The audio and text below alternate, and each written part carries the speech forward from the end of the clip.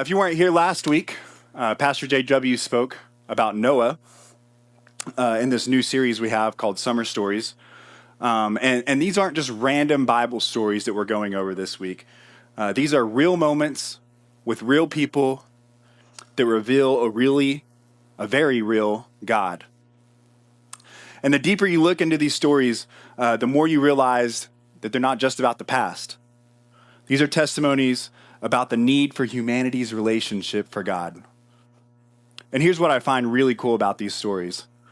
Every single story that you'll hear this summer points directly to one moment in history, salvation in Jesus. We all have to acknowledge that moment at some point. These stories are living proof of just a few examples that literally the entire Bible points to one moment. Over the next few weeks, we're going to see faith, failure, redemption, sacrifice, miracles, and the faithfulness of God woven through every chapter. And today we're diving into one of the most powerful stories, one of my favorite stories of all time, Abraham and Isaac. But before we can truly understand the weight of this moment in Genesis 22, we need to understand who Abraham is and why this story matters so much. Because Abraham's not just some random guy in the Bible, right? In fact, when God wanted to begin his plan to redeem humanity after sin had broken the world, he started with one man, and that was Abraham. At this time, Abraham was living in a pagan culture, surrounded by idol worship. Sounds kind of familiar. He wasn't perfect. He didn't have it all together, but God called him anyways. And in Genesis 12, God speaks to Abraham and tells him, "Leave your country, your people, and your father's household and go to the land that I will show you." God basically tells Abraham, leave what's comfortable, leave what's familiar, leave what you can control, and trust in me. And what's crazy is Abraham obeyed. He was obedient. There's that word again. Pastor JW said it last week, obedience. I have a feeling this won't be the last time you hear it this summer. He didn't even know where he was going yet. He just trusted the God that was leading him. Abraham is known as the father of our faith because his story is not a story of perfection at all. It's a story of trust. Somewhere along this journey, God makes Abraham a promise that sounds impossible. At nearly 100 years old, God tells him three things. You're going to have a son, your descendants will be as numerous as the stars, and through your family, all nations of the earth will be blessed. At 100 years old, you're going to have a son, right? Okay. And that's where Isaac enters the scene. So please go ahead and find your way to Genesis 22. If you don't have your Bible, you can use your favorite Bible app, or they'll be on the screen right here. Genesis 22, verse 1. Sometime later, God tested Abraham's faith. He said, "Abraham." "Yes," he replied. "Here I am." Pause 1 second. I love this response. God called on Abraham, and Abraham was listening. He was ready to be used. "Take your son, your only son, Isaac, whom you love so much, and go to the land of Moriah and sacrifice him as a burnt offering on one of the mountains which I will show you." And this is where Abraham said, pause. Did I hear that right? A burnt offering. You're kidding, right? On pause. The next morning, Abraham got up early. He saddled his donkey and took two of his servants with him, along with his son Isaac. Then he chopped wood for a fire, for a burnt offering, and set for the place of God who he had told him about. On the third day of their journey, Abraham looked up and saw the place in the distance. "Stay here with the donkey," Abraham told the servants. "The boy and I will travel a little further. We will worship there, and then we will come right back." So Abraham placed the wood for the burnt offering on Isaac's shoulders while he himself carried the fire and the knife as the two of them walked on together. Isaac turned to Abraham and said, "Father." Abraham said, "Yes, my son. We have the fire and the wood, but where's the sheep?" "God will provide the sheep for the burnt offering, my son," Abraham answered. And they both walked on together. When they arrived at the place where God had told him to go, Abraham built an altar and arranged the wood on it. Then he tied his son, Isaac, laid him on the altar on top of the wood. Abraham picked up the knife to kill his son as a sacrifice, and at that very moment, an angel of the Lord called him from heaven and said, "Abraham, Abraham." Abraham said, "Yes, here I am." "Don't lay a hand on the boy," the angel said. "Do not hurt him in any way, for I know you truly fear God. You have not withheld even your son, your only son." Then Abraham looked up and saw a ram caught by its horns in a thicket. So he took the ram and sacrificed it as a burnt offering in a place of his son. Abraham named that place Yahweh Yireh, which means the Lord will provide. To this day, people still use that name as a proverb. On the mountain of the Lord, it will be provided. You may be seated. Let's go back to verse 2 for a second. "Take your son, your only son Isaac, whom you love." Notice the progression there. He said, "Your son, your only son, whom you love." Hampton, you're not getting away this week. Pastor Josh, if in your sleep God said, "I want you to take Hampton," actually, don't answer that. Never mind. Might be a little too easy. I don't know. Let's rewind the time clock a little bit. We already talked about Abraham received a promise from God at almost 100 years old that he was going to receive a son, right? So you live almost a century. We can't even comprehend that in our mind, right? You live almost a century. A promise is fulfilled, and you're saying, "I want you to give that very promise back to me."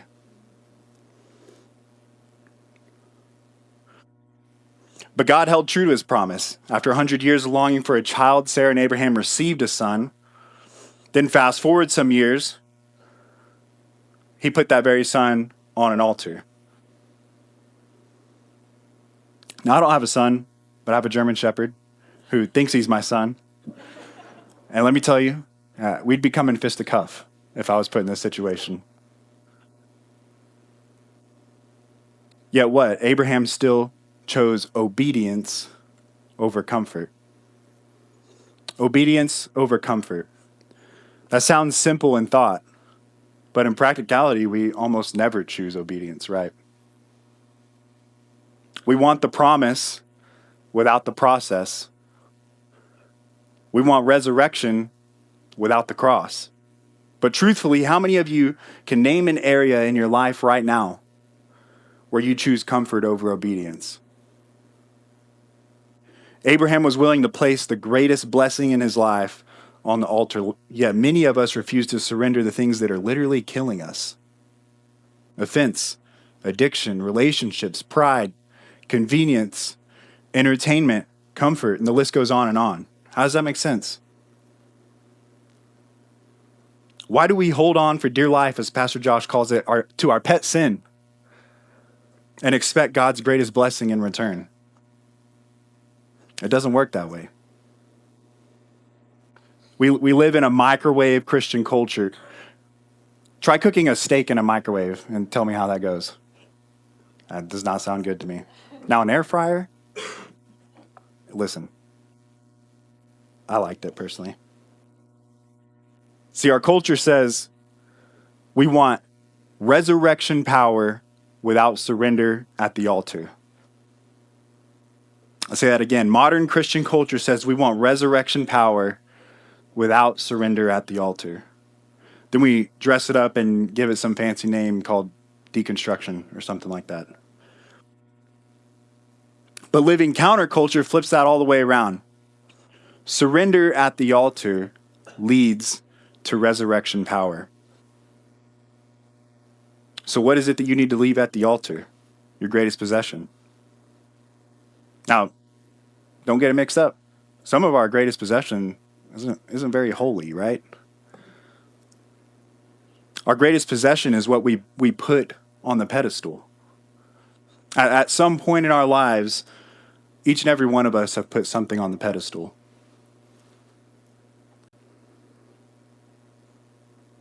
Point being this, everything that is not God ends in death. And Romans 12:1 puts a calling on all believers. It says, believers are called to become living sacrifices. Keyword living. So if we're called to live, then why do we continue to chase things that die? Not dead sacrifices, living ones. Which means what? This is my favorite part. We get to step back off the altar. We always walk away. This is why surrender isn't a one-time decision. It's a daily decision. If Abraham could trust God with the promise, then why do we struggle to trust God with our preference? Grace always arrives right on time. God often feels silent until the last possible second. In verse 7, Isaac asks a pretty valid question. Where's the lamb at? He has no clue. Imagine the tension in Abraham at that moment. And here's what really blows my mind. As I was looking into this a little more, I was like, sure, Isaac was probably a kid, right? Nah. Isaac was most likely a grown man at this point. Some believe Isaac would have been at least 30 years old. I'm almost 32. I think I'm a grown man. Jury's still out on that one. Okay. We're going to pray over Pastor Josh after this. Now, if my dad said, hey, we're going to go up that mountain and sacrifice a lamb, so I need you to grab these three things: wood, stone, and something to start a fire with. I grew up in San Angelo, but I feel pretty confident in my ability to count to three. So wood, stone, something. Dad, we don't got a sheep. Where's that? Where are we going to do that? And then Dad said, oh, don't worry. He's going to give us the sheep. I'm like, okay. Well, at this point, Dad's about 130 years old, so starting to go a little crazy maybe. From there, it was a 3-day journey. Let's stop for a second. 3 days of walking. Who can walk for 3 days straight? Who can walk for an hour without having to take a break? 3 days of walking, every step uphill. He didn't have a self-driving Tesla. He didn't have his fancy Hoka hiking boots. Every moment thinking, surely God's going to stop this, right? Surely this is the moment. Surely I heard him wrong, right? A few years ago, I did something called an extreme character challenge, emphasis on extreme. I think Cody's still trying to regain feeling in one of his toes. But we hiked up and down rugged terrain and mountains for 3 days. And we were fortunate to have all the nice hiking gear. But the whole time I was saying the same things. Surely God's going to stop this. Surely this is the end. I kept praying for lightning to strike and them say, let's go home. It's like, no, never happened. I definitely misunderstood. No matter how many times I said these things, the end didn't come when I wanted it to come. There were multiple times throughout this event that I said both to myself and to my teammates, Cody can verify, I said, I'm done. The next time they wake me up and it's dark outside, I'm finished. And what did they do that night? Yeah, I rolled over. I said, I'm about to quit. I'm going home, dude. And either by my sheer stubbornness, or we know I'm stupid sometimes. I mean, I finished. I didn't quit for some reason. The last night of the event, we were going through the ringer, and we had just walked in an ice cold river for probably about 500 yards. It was like 35 degrees outside. So then we carried a log on our shoulders for a mile uphill. Then we came back down the hill, got into some dry clothes, grabbed our bags, and got back in line. And keep in mind, there's about 100 plus men on this journey. And there wasn't a single word that was said. We all got back in line. We kept walking, wondering what's next. And right when we felt most defeated, walking into complete darkness, there was a drum that started beating just. And then a ball of fire lit up this huge pile of brush. And they flipped these light carts on, and they had a full feast of like steaks. I don't know, how many steaks did I eat? I was eating steaks like they were chips. But what I had noticed in that moment was if I had quit, if I had done things on my own timeline, I would have missed the blessing that was prepared for me, right? Who can relate to that feeling of walking with no idea of what else could come? Life keeps throwing trial after trial and test after test your way. And you're just wondering when the heck it's going to stop. I imagine as Abraham was walking up this mountain for 3 days, he was walking with a pretty heavy heart. There were probably plenty of feelings of helplessness, confusion, hurt, abandonment, and doubt. I'm sure somewhere along the way, he thought about turning and running the other way. But he stayed obedient to the Lord. He continued the journey, probably begging for a way out the whole time. But heaven stayed silent. Heaven stayed silent. Abraham kept walking, but God was already ready to bless him. That's what makes verse 13 so powerful. The ram appears after the knife is raised. Not early, not halfway, at the exact moment it was needed. God's grace comes when you need it the most. Not when you want it, but when you need it. He has a plan. John 10:29 is one of my favorite verses. It says, "Nothing can snatch them out of my Father's hands." So no matter how far you think you might be, no matter when you think God should have shown up, good luck with that one. No matter how close you think you are to your breaking point, you haven't been snatched out of the Father's hand. And His grace is going to come in at the right time. It's coming. In fact, it's already there. God's grace was already there before Abraham ever even reached the mountain. Abraham's surrender revealed what God had already prepared. That's where God wants you. That's where He does His best work. God's provision is rarely early, but it's never late. And get this is why I said his grace is already there. Before Abraham and Isaac even stepped foot on the mountain, before Isaac ever asked, "Where's the sheep at, though?" Maybe even before they ever even set out on this 3-day journey, that ram was already on the mountain. And did you notice this? The ram wasn't a dumb sheep. It was a ram, significantly more valuable. So God provided His best. And if you'll just sit down long enough and surrender what truly needs to be surrendered, not what you want to surrender, what needs to be surrendered, He'll do the same for you. Abraham tells Isaac, God will provide Himself the lamb.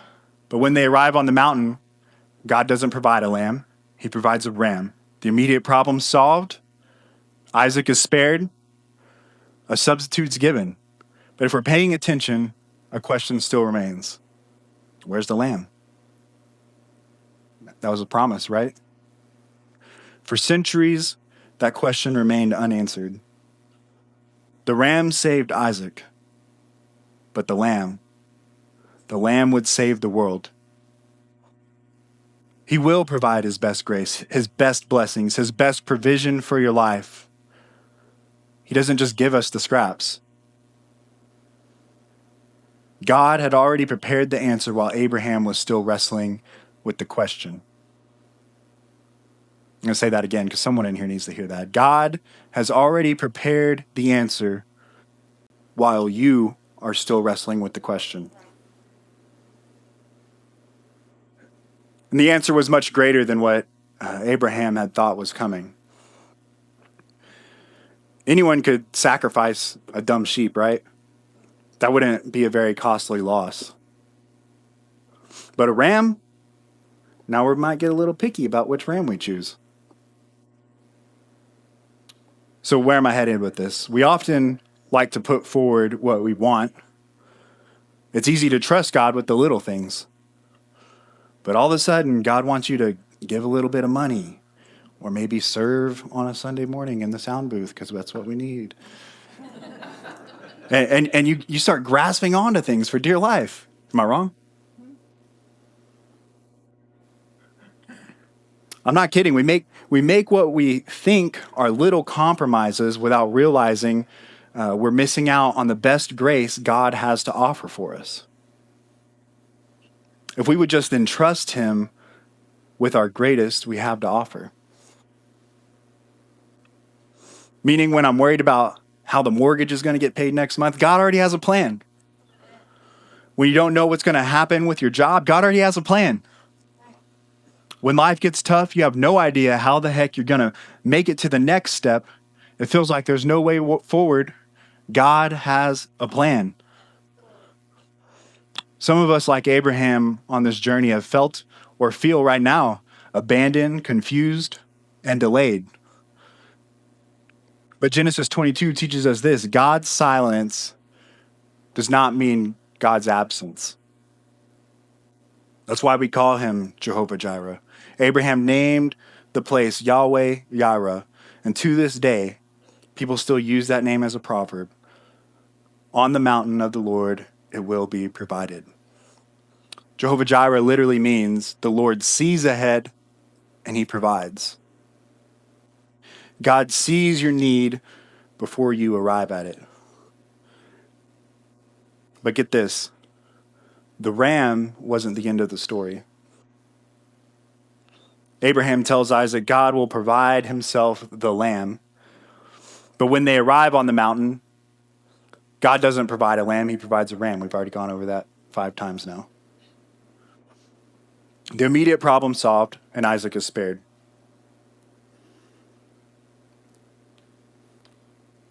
On Mount Moriah, God provided a substitute for his son, but at Calvary, God provided a substitute for all who would believe. The ram was just the preview. Jesus was the fulfillment. The mountain was always pointing to Jesus. Abraham climbed the mountain with Isaac, but God climbed it with Jesus. Who's ready to have their mind blown for a second? There's this pastor that a lot of us have started watching lately. His name is Josh Howerton. He posts all these clips. And when I saw him make this video, I had to send it straight to, I think I sent it in our staff chat. And I was like, whoa, like, this is real? Because, I mean, Hollywood doesn't have the script writers for this. Just saying. In Genesis 22, verse 2, Abraham was told to go to the Mount of Moriah and sacrifice his son. Got an image for that. I worked really hard on this. So this is the journey from where Abraham lived to Mount Moriah. It's about 50 miles. So walk from like here to Dallas with a bunch of rocks between. There's no roads. Then hundreds of years later, in 2 Chronicles chapter 3:1, Solomon builds the temple in the exact region of Moriah. Next image. So this is the temple, Mount Moriah, where Solomon built it. You can see the line where they came and built the original altar where Isaac was. And then over 1,000 years later, in John 19, Jesus carries his cross through Jerusalem to Golgotha, a hill close by in the same region, right across the street, basically. Now, you can't tell me that's a coincidence, right? You can't tell me that this book is random. It's not just a cute little Sunday school story. On Moriah, Abraham laid his beloved son on an altar prepared for a sacrifice. And at the last moment, God stopped the knife and a substitute was provided. But prophetically, God was looking ahead. Because one day, his own son would walk on a hill close by, within walking distance, within about a 5-minute walk probably. His own son would walk up a hill close by carrying wood on his back. This time there would be no ram. This time there would be no angel stopping the sacrifice. This time God would not spare even his own son. For nearly 2,000 years, the mountain stood there silently saying, a greater sacrifice is coming. Abraham lived around 2000 BC, and Jesus was crucified around 33 AD. That means for roughly 2 millennia, God had already written the ending. The cross was never plan B. Jesus was always the plan. Isaac deserved death, but received mercy. Jesus deserved worship, but received death. Isaac climbed the hill beside his father, but Jesus climbed the hill abandoned by his friends. Isaac carried the wood for the sacrifice, but Jesus carried a cross. God stopped Abraham from sacrificing his son so that he would not stop himself. Romans 8:32 says, he who did not spare his own son, but gave him up for us all. The knife stopped for Isaac, so the cross would not stop for Jesus. Abraham only had to prove his willingness. But God goes all the way. And here's the crazy part. According to prophecy, we're all waiting on it, Jesus will return to the very same region near Jerusalem. I have another image for that. Maybe. So Jesus is going to come down, not that one.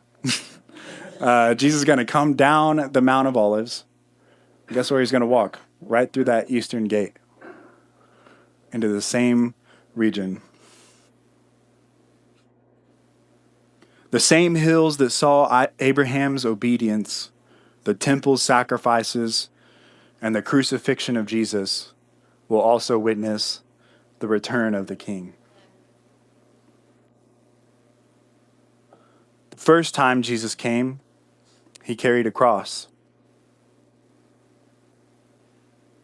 The next time he comes, he carries a crown. The first time he came as the lamb, the next time he's going to come as a lion. I already said it, even Hollywood can't write a script this good, right? Because no human wrote this. Only God could weave thousands of years of history, prophecy, sacrifice, and redemption into one perfect story. If the worship band could go ahead and come back up, please. The story of Abraham and Isaac was never ultimately about either Abraham or Isaac, right? The story was never about Abraham or Isaac. The question isn't whether Abraham trusted God. The question is whether you will trust God who gave his son for you. Because on Moriah, Abraham discovered that God provides. But at Calvary, the world discovers what he provides, and that's Jesus.